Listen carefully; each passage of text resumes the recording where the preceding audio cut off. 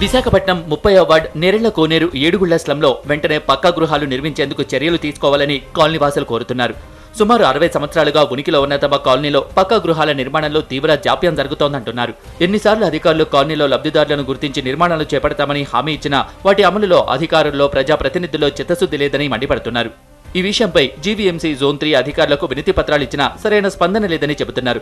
GVMC commissioner స్పందించి పక్కా ఇళ్ల నిర్మాణం చేపట్టేందుకు చర్యలు తీసుకోవాలని చేతన ద్వారా విజ్ఞప్తి చేశారు. మేడ్చల్ జిల్లా జవహర్ నగర్ పరిధిలోని దాదాపు 20 బస్తీల్లో కనీస వసతులు లేక స్థానిక పేదలు తీవ్ర ఇబ్బందులు ఎదుర్కొంటున్నారు.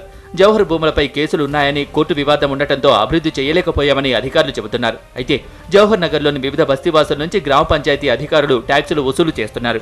ట్యాక్సులు కడితే అభివృద్ధి చేస్తారనే ఆలోచనతో స్థానిక ప్రజలు ట్యాక్సులు కట్టడానికి సిద్ధమయ్యారు.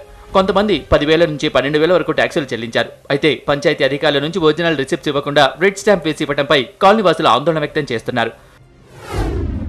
మేడ్చల్ జిల్లా కుత్బుల్లాపూర్ మున్సిపల్ పరిధిలోని రాజీవ్ గృహకల్ప కాలనీలో తీవ్ర మంచినీటి ఎద్దడి నెలకొంది. కాలనీలో దాదాపు 4,288 కుటుంబాల వరకు నివాసం ఉంటున్నాయి. వేల జనాభా ఉన్న ఈ కాలనీలో సౌకర్యాలు అంతంత మాత్రంగానే ఉన్నాయి.